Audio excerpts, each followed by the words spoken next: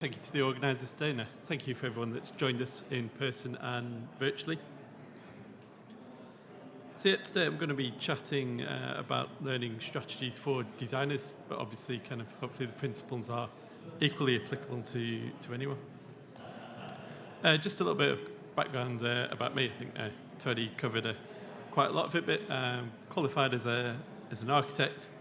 Experience across a few different sections of the industry.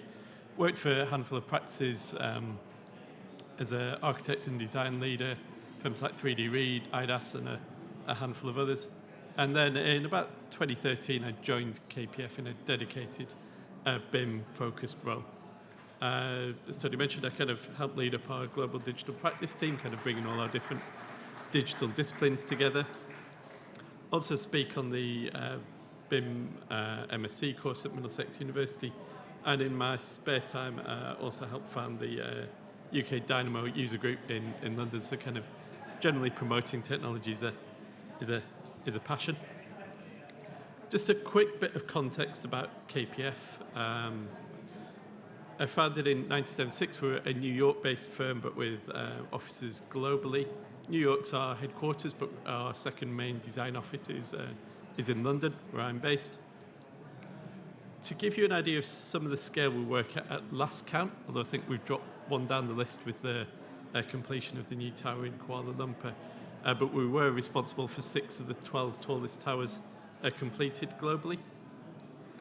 We've got just over 750 staff across the world, over 9 offices, coming to us with various different backgrounds and native languages. And I know we've touched on management structures and support in a couple of the talks already this morning. We've got quite a wide and diverse management team, not one figurehead, but a wider management group. So what I want to discuss today, this isn't a how-to here's how you do a learning strategy, but hopefully I'll share some of the lessons learned from what we've found from discovering our own learning journey, what some of the key parts of that strategy are, and loosely in the context of ISO 19650, how we maintain that capability and how we demonstrate competence, how we not only ensure that we're upskilling our staff, but how we can communicate that to others when needed. So this timeline gives a rough guide to our journey over the past 10 years. Just before I joined the firm and when I joined, the learning norm was still that 3-day off-course intensive Revit learning that gets started. The first day, super useful. You could go away, implement that stuff as soon as you're back in the office. Day 2, there's probably some useful content. The chance that whatever you picked up on day 3, you'd forgotten by the time you actually got round to implementing it in the office. I'll touch on assessments a bit later, but back in 2014, just after I joined, I was keen to try and get a feel for where we are as a company in terms of skill set, but for various reasons, we never quite got off the ground with the assessment program. There just wasn't the real drive to make a success of it at the time.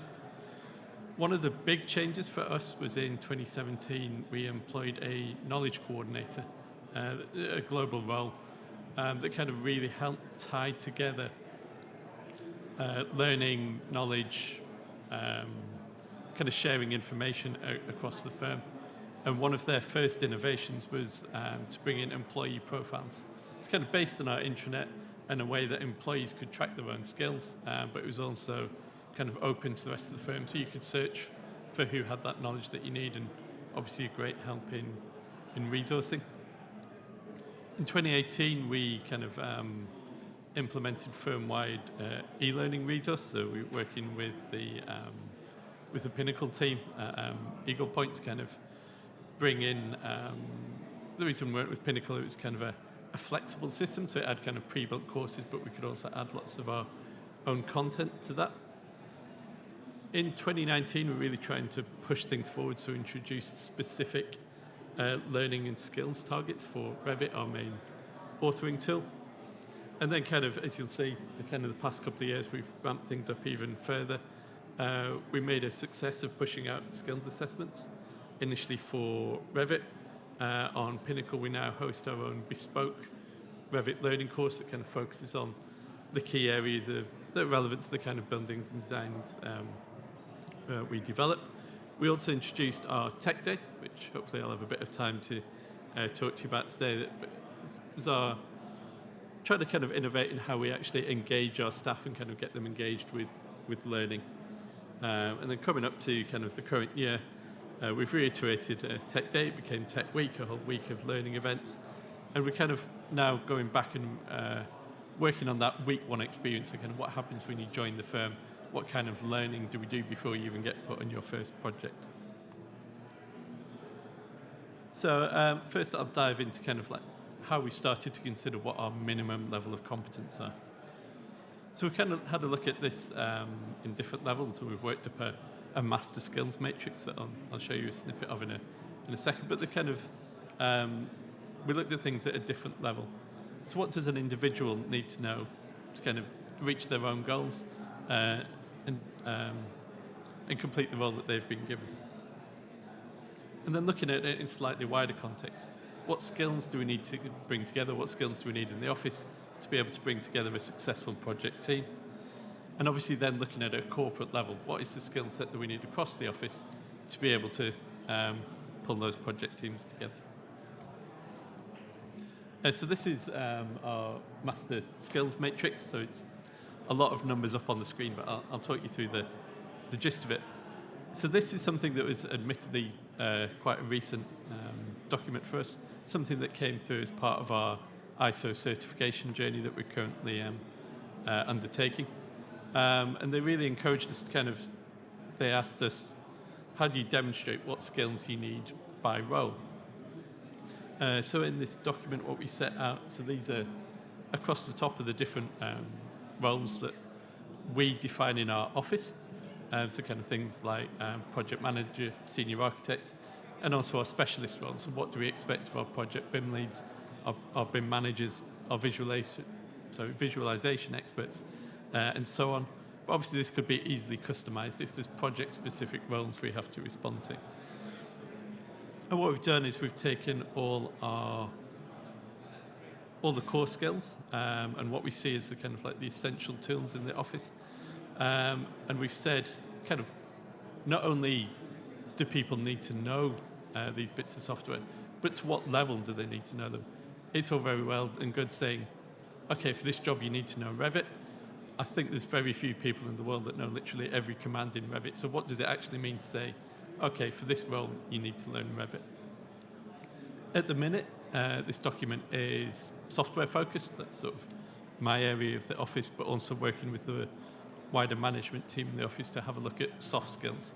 So different roles, like what management experience, what leadership experience do you need? So just to kind of put things in the context of some of the terminology. So here I'm talking about competency, and that is knowing the skills required to complete the task. You'll see in the ISO and various other documents it talks about competency and capability. So the capability is the firm, the organization's potential ability to successfully deliver that scheme. So it's kind of the capability is there, but you kind of need to manage competency at an individual level. So this master skills matrix is competency focused. It's looking person by person what those skills need to be. And like I say, it aims to establish the minimum levels of competency. So it's kind of what is the minimum requirements to actually perform the role. So we started to considering kind of software at different needs. So this is kind of specifically talking about design stuff, but obviously we've applied it in a wider context as well. So at a basic level, we said all our staff have to have a knowledge of Microsoft Office Suite, pretty standard, and Autodesk Revit. This is where that management buy-in that everyone's talked about so far this morning came into play. This was a kind of a top-down mandate. All design staff must learn Revit. Obviously, other authoring tools are available. So we then kind of expanded that. So, right, those are the essentials. What are the core skills? What do we recommend that all our design staff maintain at least a basic working knowledge of. So we're quite a design-focused office, so tools like Rhino are heavily in there. Whether or not we're using AutoCAD on jobs, we still receive drawings in 2D from others.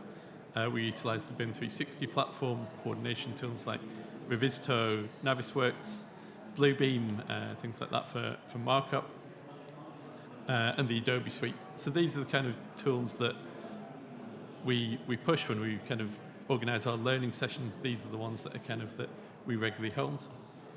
And we also have a series of what we consider to be preferred skills. So we encourage all our staff to undertake these. We do learning activities around these, but perhaps not as frequently as some of the other.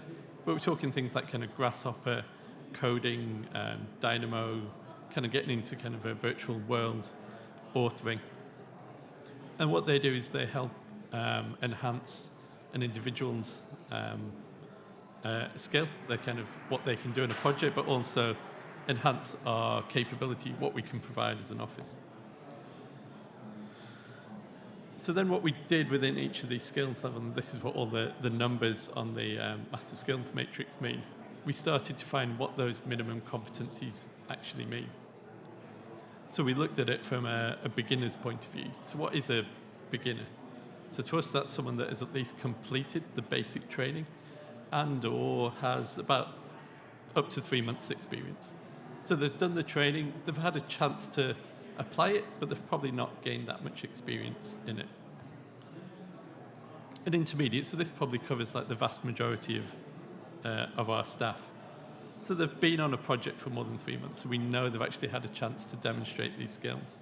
And they're largely able to work unaided. It's not those kind of first month or so when you're in a new project and you think you're getting along quite nicely, and then you just hit a wall. There's kind of a thing you've not done before. You've forgotten how to do it from the training. Kind of after that 3 months, we find that most people, we could probably put on most jobs and they can complete a large number of tasks. Beyond that, we have our, what we term experts, or as a kind of a motivational, we find it as a motivational factor in, for Revit users, is defining them as a power user. It's kind of, like I say, a bit more of a motivational topic. And we're now talking about introducing kind of power users on the Rhino and Grasshopper side. But this, we know somebody has probably largely been working solidly with that piece of software or that tool for at least 2 years. And they're familiar with kind of most tools within that piece of software. Like I said, we don't ever expect anyone to know what every single button in a piece of software does.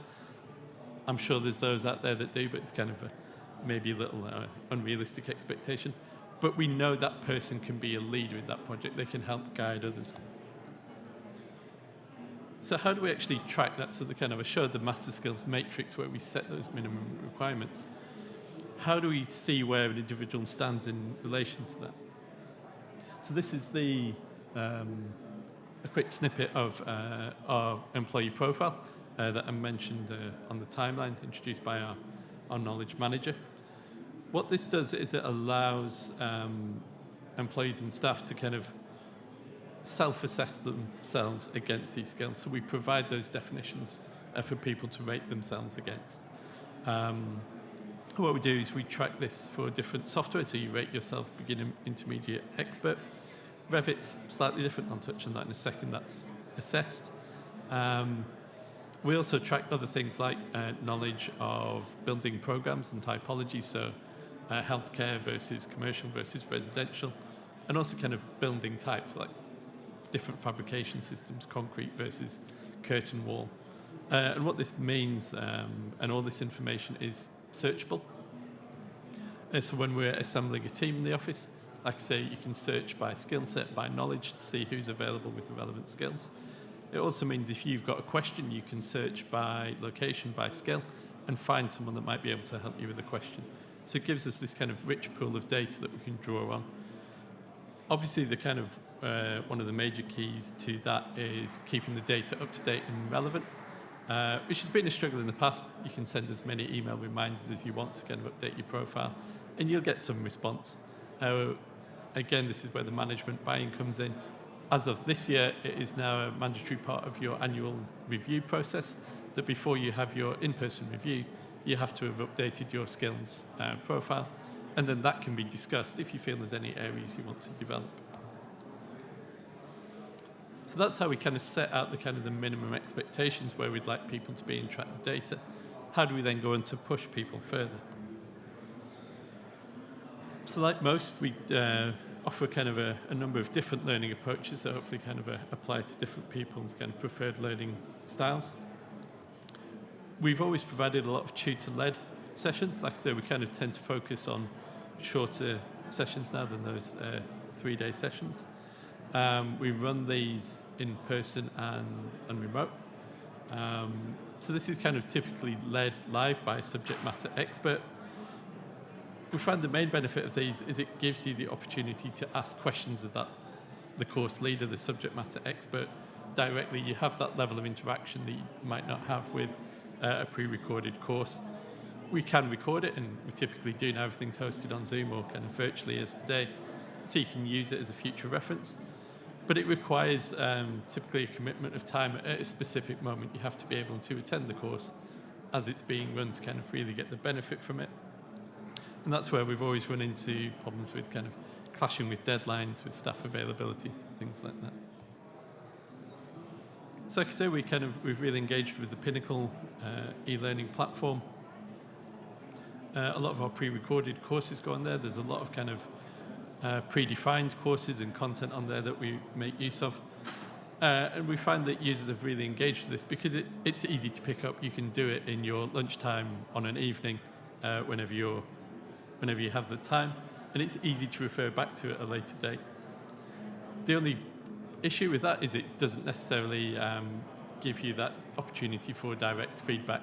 We do have a little button on that says reach out to the subject matter expert, but we find people tend to kind of offline reach out to us on Teams or by email later on. The other kind of an often forgotten aspect in terms of learning strategies is that on-the-job learning. It's how most people kind of probably gain a large portion of their skills. It's as you're doing the task, it's engaging with your colleagues around you. Again, it offers that chance for sort of like direct feedback from others. It offers that continual improvement. You pick things up in small chunks as you go along. But a couple of the warning points are it might put undue pressure on that colleague. We found a couple of our Revit power users. Typically, these are architects, these are senior designers that just happen to know Revit really well, but they find their job slipping more and more into tutoring, so that's something we have to manage.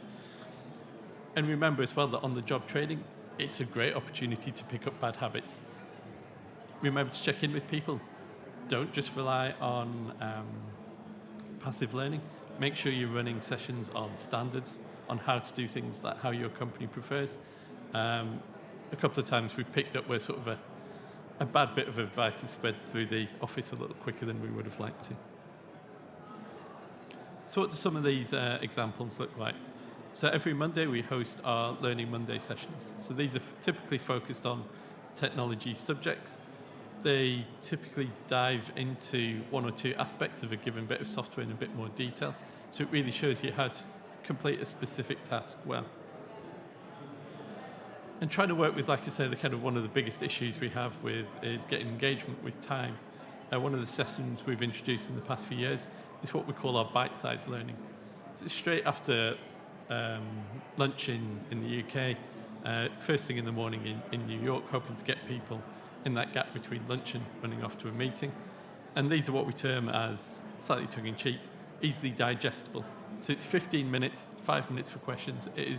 This is what you need to know on this, on legal guidance, on regional standards, on our Revit standards. So it's kind of quick, short, take it away, short presentation you can refer back to. And like I say, we've also introduced our own Revit Fundamentals course. So this was, we had one of our team kind of pre-record a session using KPF examples. What we found was where we trying to teach people how to design 100-story skyscrapers. If you follow a lot of the Revit learning course out there, you can build a very nice house with a lovely pitched roof, but it just wasn't as relevant to a lot of our staff. So we kind of used some, we pre-recorded some bespoke courses. So like I mentioned earlier, our Revit learning cycle is slightly different to others. So most subjects, we kind of track things by self-assessment. We can't assess everybody on everything. And then we kind of provide general background learning, so kind of lots of opportunities to pick up skills. With Revit, we do it slightly different. So when you join the office, or when you're about to join a Revit project, if you've been with us for a while, we ask users to complete that self-assessment that rates themselves. Based on that, they're then assigned we call it a semi-formal and structured assessment. When we first tried to roll out assessments in the office, what we found was people were slightly worried that if they didn't answer all the questions correctly, their job would be at risk. We really try and emphasize that this is so we can help you and we can help to build the skill set in the office. Obviously, if you kind of rate yourself kind of with no Revit skill, we won't ask you to take the assessment. But we ask you to complete the assessment. This is then passed for leadership review, so kind of BIM leaders or BIM coordinators. Typically, if you've got some experience with us in the office, what we'll do is we'll take a look and see if you've actually managed to demonstrate that skills.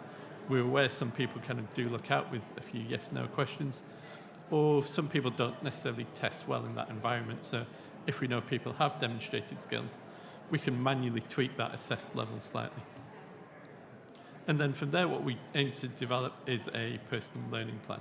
So we'll send each user, based on the kind of the questions they got wrong, useful links to Pinnacle courses, to areas that that'll help them kind of fulfill their role a bit more easily. So this is, I don't intend for you to read this, don't worry. You're more than welcome to the slide. But what we set out to do, particularly on Revit and when we were assessing it, is we set out a curriculum. So exactly which are the main tools we expect you to kind of understand at each level. And this goes into kind of like what tasks we expect compared to beginner, intermediate, and power user. So before going into the assessment, users can kind of review the information that they need to know. We found a few people have used this to kind of practice certain skills. When we first rolled out the assessment, we found a lot of people quite competitive and asked us, what does it take to be a power user? What skills do I need to practice so I can assess at that level? So this is what the actual assessment, or the initial assessment we rolled out, looked like. 10 questions at beginner level, so kind of basic interface, things like that. If you didn't score 8 out of 10 on the beginner assessment, you were fondly referred to as a newbie. But if you got that 8 out of 10, we were happy you'd have achieved at least that beginner level. Beyond that, there was another 10 questions at an intermediate level, so slightly more complex concepts within that bit of software. And again, you needed to score 8 out of 10 at this level to be ranked at intermediate. Beyond that, we added in 5 power user questions. So these were the ones that were kind of really intended to kind of sort out who's pushed things that bit further. This is the kind of looking at, like, in Revit terms, advanced logic, adaptive panels, use of Dynamo, things like that. One of the problems we found with this was when we first rolled out the assessment, we were getting a lot more power user than we expected. People that we didn't consider to be at that level were testing quite confidently at power user level. So a couple of the reasons why. So we used the Knowledge Smart platform, and there wasn't as many questions on those advanced topics. So there's a few less when the questions are randomized. A few of the same questions kind of came up if you did the test more than once. The fact there was only 5 questions at that level put a bit more weight on lucky guesses. If there was a yes/no question, it was 50-50, so it kind of put that up. And like I say, early on, we actually got a lot of people were keen to really show their skill at that level. So kind of a lot of the power users were the first ones. They were confident. They jumped into the assessment before anyone else did. So our initial stats looked amazing. So phase 2 testing, 25 questions now just on beginner and intermediate levels. We've now introduced a separate power user question. So if you score well on the initial assessment, you get invited to take the next test. So just kind of into the final section. So what other resources have we made available just to kind of help people on their skills journey? So we did a survey a few years back just to kind of see how people used our resource. And the main answer we got back was, when you said, where do you gain knowledge from the office? The vast majority of people said, I asked the person next to me, or reach out to the BIM team directly. They weren't using our intranet or our e-learning resources. So we've really tried over the past kind of couple of years to reinvent our intranet, make all that information a lot more accessible. So this is kind of part of the intranet revamp. We broke things down a bit. We found in past where we'd uploaded standards manuals, there was just too many pages to scroll through, so we broke it up into little chunks so you could quickly find the information you needed. And we've also partnered up with our internal technical quality committee, again through the work of our knowledge manager, to kind of bring different people together. So we can now say, look, this isn't just something that the BIM team is asking you to do. This is the official Office standard that has been approved by the Technical Quality Committee. So just to wrap up, I just want to talk about Tech Day or Tech Week. So this came out of, so this started in February of 2020. So pre-pandemic, the first, literally a month or so before the kind of everything started to happen. But we found, like I said, we really wanted to get people engaged with technology. So what we did is we did a kind of a one-day conference in our London and New York offices. And the idea would be, for this one day of the year, you cannot avoid the technology team. We had banners, we had live sessions, we took over pretty much every meeting room in the office. We invited some of our key vendors and partners into the office to present. It's kind of like a small version of today, if you will, but specifically for our staff. And what we found is we had great engagement. A lot of people were coming up to speak to us, people at all levels, from kind of interns through to our principals. A couple of our principals who we previously thought to be maybe slightly tech-phobic were kind of asking. We all had Tech Week T-shirts on. They were like, I want the T-shirt, I want to talk to you about some of my projects that are coming up. So we created a lot of work for ourselves at this day, but it really achieved what we wanted to do and raised the profile of the digital practice team and the technology that we had available. There's only so many emails, Teams messages, sessions you can run that says the latest version of Enscape's now on that, and here's what it does. If you're there kind of in people's faces saying, hey, come and have a look at this, you get that real feedback. So that was great in person. Obviously 2021, we decided we wanted to do it again, but it was all virtual. All our offices globally were locked down. Everyone was working remotely. So we kind of maybe got a little bit carried away, but we said, oh, we're virtual, we can do even more.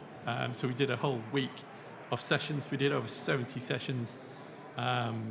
Seeing how much effort it is to pull a day like this together, can certainly appreciate what goes into it. But we had keynotes, we had lots of different software, we had case studies, we had panels, we had competitions.